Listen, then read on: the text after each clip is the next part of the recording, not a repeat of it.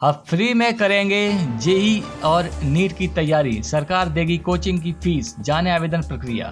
JEE और NEET की तैयारी कर रहे अनुसूचित जाति वर्ग के विद्यार्थियों को सरकार निःशुल्क कोचिंग देगी। इसके लिए सरकार द्वारा आकांक्षा योजना चलाई जा रही है। जेई और नीट जैसी राष्ट्रीय प्रवेश परीक्षा की तैयारी कर रहे अनुसूचित जनजाति और वर्ग के विद्यार्थियों को प्रदेश की शिवराज सरकार निःशुल्क कोचिंग उपलब्ध करवाएगी। 11वीं और 12वीं की पढ़ाई कर रहे इन विद्यार्थियों को भोपाल, इंदौर, जबलपुर और ग्वालियर स्थित प्रतिष्ठित कोचिंग संस्थानों से कोचिंग उपलब्ध कराई जाएगी। कोचिंग के साथ ही सरकार बच्चों को रहने की सुविधा भी उपलब्ध करवाएगी। आइए जानते हैं आखिर क्या है इसकी पात्रता। आवेदक मध्य प्रदेश का मूल निवासी हो, आवेदन अनुसूचित जनजाति वर्ग का हो, आवेदक के माता पिता अथवा अभिभावक की आय 6 लाख रुपए से अधिक न हो। इसके लिए आवश्यक दस्तावेज की बात करें तो आवेदक का आधार नंबर बैंक खाते से लिंक होना चाहिए। आवेदक के पास डिजिटल जाति प्रमाण पत्र होना चाहिए।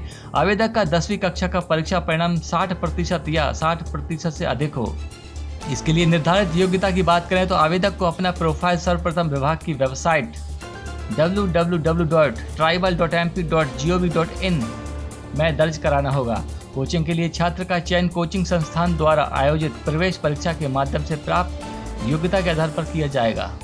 कैसी रहेगी प्रक्रिया के बारे में बात करें तो आकांक्षा योजना में आवेदन के लिए प्रक्रिया ऑनलाइन की जाएगी। इसके लिए आवेदक को जनजातीय कार्य विभाग की वेबसाइट www.tribal.mp.gov.in पर प्रोफाइल रजिस्टर करानी होगी। प्रोफाइल पंजीकरण के बाद आवेदक को निजी संस्थान कोचिंग योजना आकांक्षा के लिए आवेदन लिंक पर क्लिक करना होगा। आवेदन पत्र में आवेदक को निर्धारित जानकारी भरना होगी। इसके साथ ही आवेदक कौन सी प्रतियोगी परीक्षा की कोचिंग लेना चाहता है इसकी भी जानकारी उपलब्ध करवाना होगी और फॉर्म सबमिट करना होगा। कैसे होगी चयन प्रक्रिया की बात करें तो आवेदन पत्र जमा करने के बाद संबंधित कोचिंग संस्थानों द्वारा पाठ्यक्रम के अनुसार प्रवेश परीक्षा आयोजित की जाएगी। कोचिंग के लिए इच्छुक उम्मीदवार को ऑनलाइन आवेदन करना होगा। परीक्षा के बाद कोचिंग संस्थान द्वारा प्रवेश परीक्षा में पात्र नंबर्स के आधार पर मेरिट लिस्ट जारी की जाती है और इसके आधार पर कोचिंग संस्थानों में प्रवेश दिया जाता है। आवश्यक दस्तावेज की बात करें तो आधार कार्ड अथवा कोई भी पहचान पत्र, आवासीय का प्रमाण पत्र यानी कि मूल निवासी प्रमाण पत्र, जाति प्रमाण पत्र। शोएब शेख ने नर्मदा किनारे कराया मुंडन, भोलेनाथ को जल चढ़ाकर अपना लिया सनातन धर्म। जी हां, हिंदू युवती से शादी के बाद शोएब शेख की सनातन के प्रति आस्था बढ़ गई, जिसके चलते शोएब ने विधि विधान से पूजा अर्चना कर सनातन धर्म अपना लिया। मध्य प्रदेश के धार जिले में निसरपुर स्थित नर्मदा किनारे मेघनाथ घाट पर शुक्रवार को उत्तर प्रदेश के मुजफ्फरनगर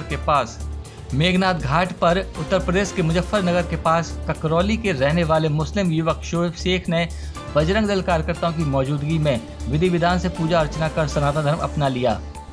उसका कहना था कि वो लंबे समय से हिंदू धर्म से जुड़ा हुआ था। हिंदू युवती से शादी के बाद उसकी आस्था सनातन के प्रति बढ़ गई थी। शोएब शेख कुक्षी में काफी समय से 4 पहिया वाहन शोरूम में कार्य कर रहा है।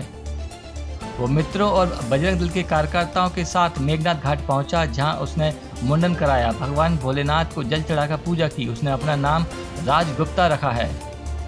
इस नाम की स्टाम्प पर उसने नोटरी भी करवाई है। राज ने कहा कि ये फैसला उसने किसी दबाव में नहीं किया है। शोएब शेख मूलतः उत्तर प्रदेश के मुजफ्फरनगर का रहने वाला एक हिंदू युवती से विवाह किया है, जिसके बाद उसने सनातन धर्म अपना लिया है। इससे पहले भी एमपी से इस तरह के कई मामले सामने आ चुके हैं। खंडहर हो चुके मढ़ा से निकली थी दुर्लभ गणेश प्रतिमा, दूर दूर तक फैली है मंदिर की ख्याति। दमोह जिले के नोहटा अंचल से लगे धनसरा गांव में विराजमान भगवान गणेश की अद्वितीय प्रतिमा है। ये प्रतिमा एक मढ़ा के खंडहर होने के बाद निकली थी। इसकी स्थापना कराई गई थी। ग्रामीणों के अनुसार जिले में अन्य कहीं भी ऐसी प्रतिमा नहीं है। ये सैकड़ों वर्ष प्राचीन है। 10 दिवसीय गणेश उत्सव पर्व की धूम के चलते यहाँ श्रद्धालु दर्शनों के लिए आ रहे हैं। स्थानीय लोग बताते हैं कि व्यारमा नदी के किनारे कभी मड़ा हुआ करता था, जिसके खंडहर होने पर भगवान गणेश की दुर्लभ प्रतिमा निकली थी। ये प्रतिमा पहले खुले आसमान के नीचे बैठी थी, जिसे स्थानीय लोगों ने धनसरा गांव के बीच में एक चबूतरे में विराजमान किया। ग्रामीणों ने बताया कि धनसरा ही नहीं बल्कि आसपास के दूरस्थ गांव के लोगों का आना जाना बना रहता है। इस प्रतिमा की ख्याति दूर तक फैली है। गांव के बुजुर्ग बताते हैं कि इस प्रतिमा की प्राचीनता के संदर्भ में किसी को कोई जानकारी नहीं है। उनके दादा परदादा के जमाने से यह प्रतिमा पहले खुले आसमान तले पत्थरों के सहारे रखी हुई थी, जिसे श्रद्धालुओं द्वारा यहाँ लाकर विराजमान कर दिया था। गणेश भगवान की प्रतिमा सैकड़ों वर्ष प्राचीन है। अब तक नहीं जागे विक्रम लैंडर और प्रज्ञान रोवर, अब 14 दिन इंतजार और करेगा इसरो। विक्रम लैंडर और प्रज्ञान रोवर को जगाने के लिए इसरो अब 6 अक्टूबर को अगले चंद्र सूर्यास्त तक इंतजार करेगा। चंद्रयान 3 के विक्रम लैंडर और प्रज्ञान रोवर से अब तक कोई संकेत नहीं मिला है। हालांकि इसरो के वैज्ञानिक लगातार कोशिश कर रहे हैं। ताजा अपडेट ये है कि इसरो ने अब 14 दिन बाद एक बार फिर प्रयास करने का फैसला किया है। इससे पहले शनिवार को इसरो ने एक अपडेट साझा करते हुए कहा कि उसने विक्रम लैंडर और प्रज्ञान रोवर के साथ संपर्क स्थापित करने के प्रयास किए ताकि उनकी जागने की स्थिति का पता लगाया जा सके, लेकिन अभी तक कोई संकेत नहीं मिला है। विक्रम लैंडर और प्रज्ञान रोवर को जगाने के लिए इसरो अब 6 अक्टूबर को अगले चंद्र सूर्यास्त तक इंतजार करेगा। इसरो प्रमुख एस सोमनाथ ने बताया कि अगर लैंडर और रोवर जाग गए तो ये एक बड़ी उपलब्धि होगी। हम नहीं जानते कि ये कब जागेंगे, ये कल हो सकता है या यह चंद्र दिवस के अंतिम दिन भी हो सकता है। हम कोशिश कर रहे हैं।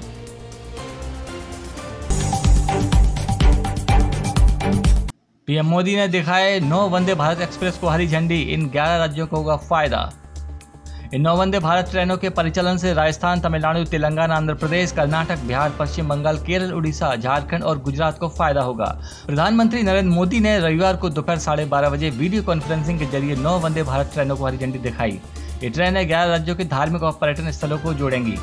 इन 9 वंदे भारत ट्रेनों के परिचालन से राजस्थान, तमिलनाडु, तेलंगाना, आंध्र प्रदेश सहित गुजरात को भी फायदा होगा। प्रधानमंत्री कार्यालय ने ये जानकारी दी है। फिलहाल आज के बुलेटिन में सिर्फ इतना ही। ऐसे ही देश दुनिया की रोचक खबरों को जानने के लिए और सरकारी योजनाओं को जानने के लिए हमारे चैनल को सब्सक्राइब जरूर कर लें। यदि आपको हमारा ये वीडियो पसंद आया है तो इसे लाइक करना ना भूलें। साथ ही अपने सभी फ्रेंड सर्कल में और अपने सभी रिश्तेदारों के बीच में भी हमारे इस वीडियो को शेयर करना ना भूलें, ताकि उन्हें भी इस वीडियो की अच्छी खबरें और जानकारी मिल सके।